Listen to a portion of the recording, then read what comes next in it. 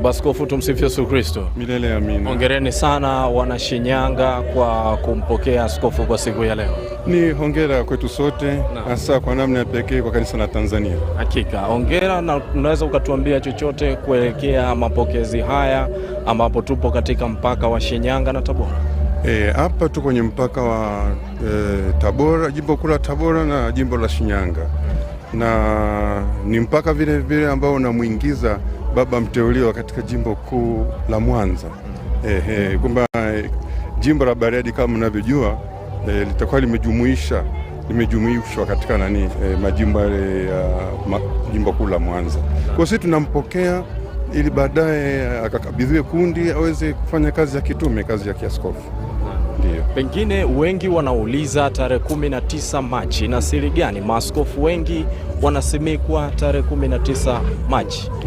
Tarehe 19 Machi ni kweli katika kipindi cha Kwaresma, lakini ni sherehe ya Mtakatifu Yosefu Mfanyakazi. Ni mlinzi wa kanisa.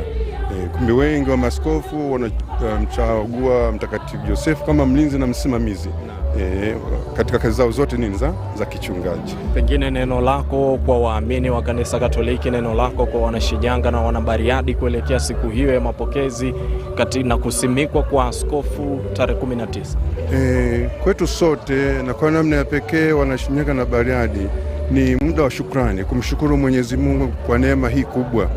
Tunashuhudia kanisa linakuwa, kanisa la Shinyanga linakuwa, na kanisa linakuwa kwa kuwaendea watu. Tukiangalia siku ya Pentekoste, kuanzia Pentekoste kanisa limekuwa linaendelea na kuenea ulimwenguni kote. Kwa hiyo huduma za kichungaji na nini zimekuwa zikiwafuata watu. Ndio maana tunasema kanisa la kimisionari. Kumbe kwetu ni furaha kubwa, ni tukio la neema na ni tukio la baraka. Kumbe huduma kwanza ya kichungaji ilikuwa inasogezwa kwa watu kwa njia ya kufungua parokia nyingi. Sasa parokia zimekuwa nyingi, zinahitaji huduma karibu ya kiaskofu.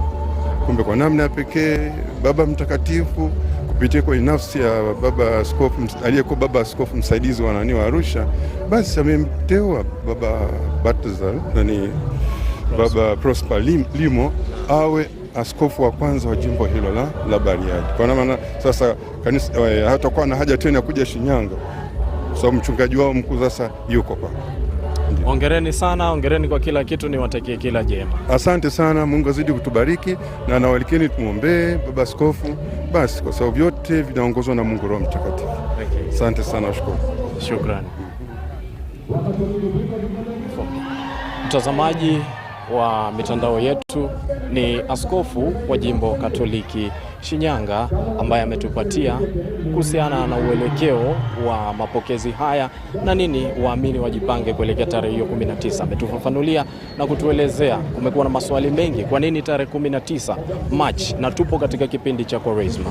Bila shaka amefahamisha na kukuelezea kuhusiana na siku ambayo Mtakatifu Yosefu msimamizi na mlinzi wa kanisa. Endelea kufuatilia mitandao yetu ili upate kile kilicho bora kupitia channel zetu.